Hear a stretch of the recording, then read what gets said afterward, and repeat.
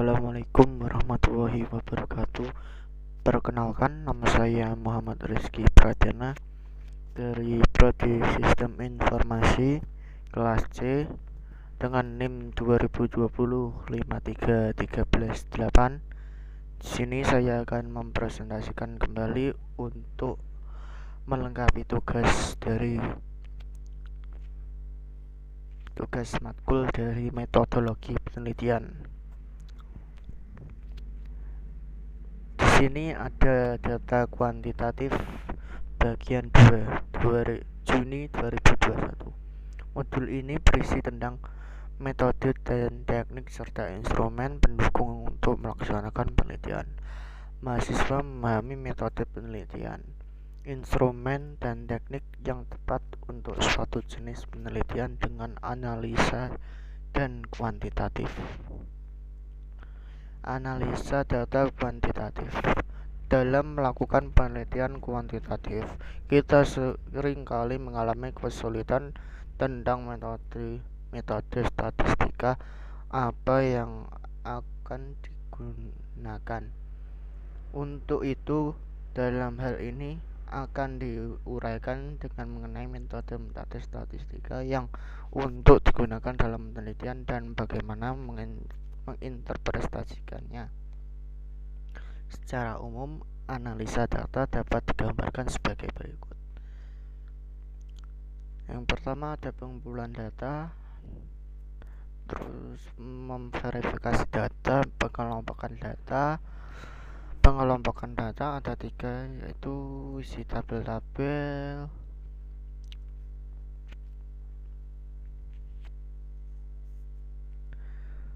cek konsistensi data antara tabel, analisa masing-masing tabel dibagi menjadi 2, yaitu performance, lihat tren, profil, bandingkan dengan standar. Yang terakhir ada kesimpulan. Distribusi frekuensi. Bila kita mengumpulkan sejumlah data yang cukup besar dan belum dikelompokkan, maka kita tentunya akan mengalami kesulitan dalam mengambil kesimpulan dari informasi yang ada. Untuk itu, maka data tersebut akan dikelompokkan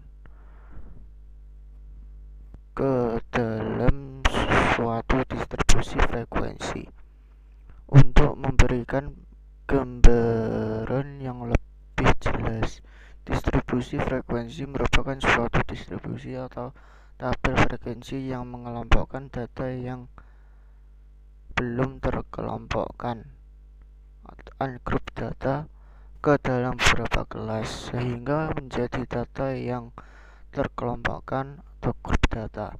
Distribusi frekuensi biasanya digunakan untuk memberikan informasi yang menggambarkan keseluruhan sampel atau populasi yang diteliti. Cross tabulation dan korelasi. Cross tabulation adalah sebuah teknik visual yang memungkinkan peneliti menguji relasi antara variabel. Cross tabulation ini juga berfungsi untuk memberikan gambaran tentang data yang dikumpulkan selama penelitian.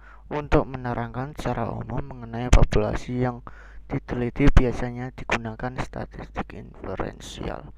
Korelasi merupakan suatu metode yang menggambarkan hubungan di antara suatu variabel dengan variabel lainnya. Korelasi bertujuan untuk mengukur kekuatan hubungan asosiasi linear antara dua variabel. Sebagai contoh, kita ingin melihat bagaimana hubungan antara lamanya waktu belajar dengan nilai-nilai ujian yang didapatkan. Korelasi biasanya diukur dengan suatu koefisien yang mengidentifikasi selama banyak relasi antara dua variabel.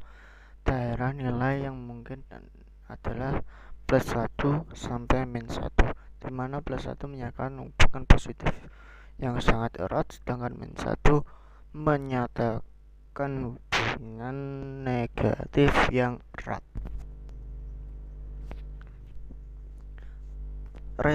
Regresi. Analisis regresi digunakan apabila kita ingin memprediksi hasil penelitian kita dengan menggunakan dua variabel atau lebih. Analisis regresi merupakan proses membuat fungsi atau model matematis yang dapat digunakan untuk memprediksi atau menentukan satu variabel dari variabel lainnya.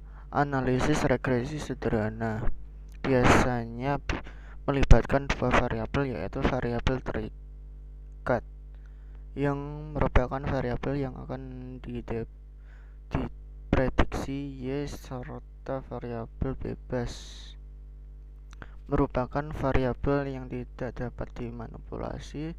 Persamaan garis regresi sederhana bisa dirumuskan dengan formula sebagai berikut.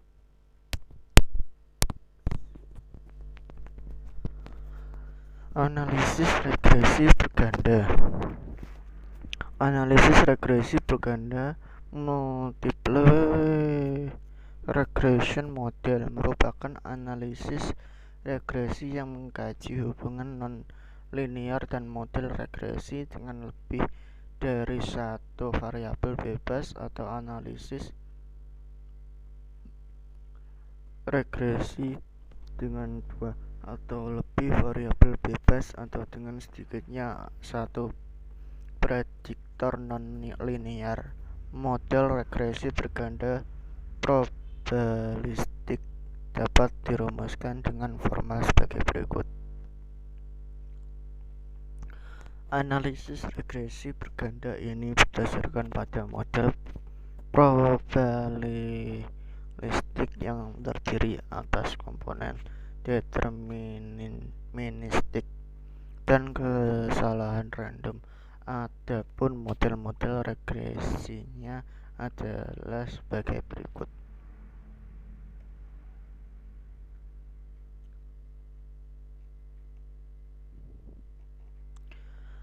Analisa t-test digunakan apabila kita ingin mengevaluasi perbedaan antara efek analisa t-test atau ujian T.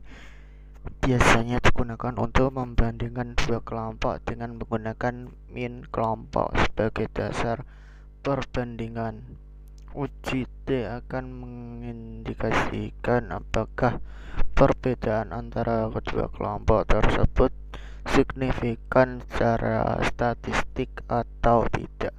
Contohnya, jika diambil tinggi badan mahasiswa Fasilkom yang terbagi atas 10 orang mahasiswa putri dan 10 orang mahasiswa putra, maka varians tinggi badan mahasiswa putra dan putri harus dianggap sama.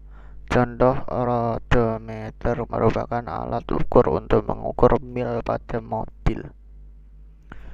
Seberapa besar tingkat keberatan pengukuran dengan menggunakan 12 mobil yang melaju sejauh 10 mil yang diikuti dengan jarak mil selanjutnya, maka didapatkan angka odometer sebagai berikut. Jawaban hipotesisnya.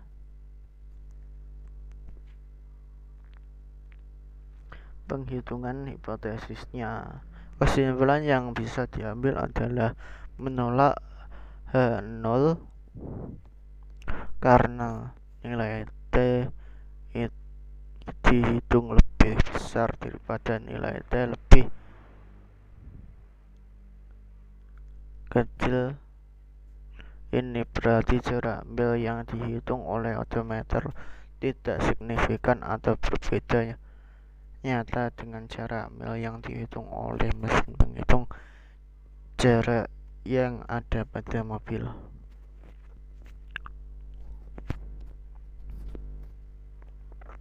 Next, G, V, tes dan uji. Z-test. Uji V uji V berguna untuk menguji apakah populasi tempat sampel diambil memiliki korelasi nol atau adanya relasi yang signifikan antara variabel independen dengan variabel dependen. Uji Z merupakan salah satu bentuk dari uji kenormalan dengan besar sampel lebih dari 30. Kita bisa mengetahui atau menghitung estimasi standar deviasi dari populasi dengan melihat rata-rata sampelnya.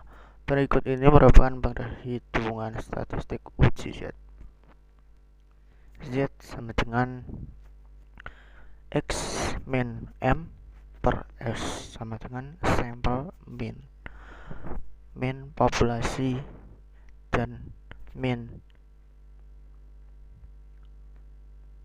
per populasi dan estimated analisis validitas dan analisis realitas. Analisis validitas. Untuk melakukan analisis validitas dapat digunakan metode person produk momen dengan syarat sampel yang diambil bersifat normal. Sedangkan bila sampel yang diambil kecil, maka dapat digunakan metode Spearman-Rank correlation. Analisa realitas. Untuk melakukan analisis realitas dapat digunakan metode Conspot alpha.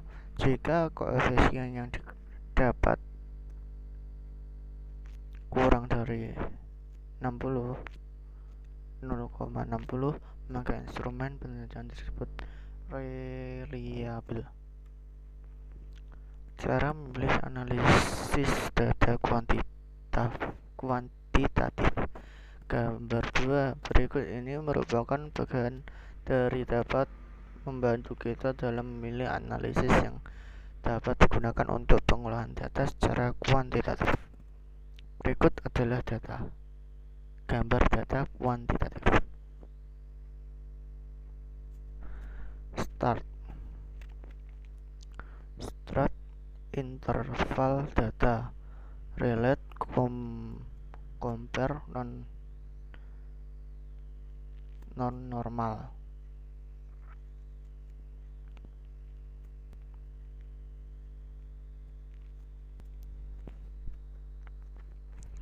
Next, bahan diskusi dan tugas-tugas.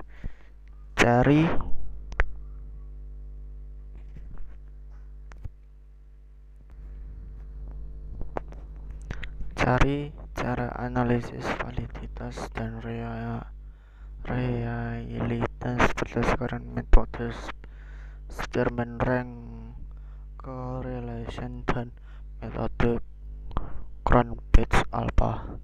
Digunakan contoh-contoh data yang memadai dari jawaban Anda.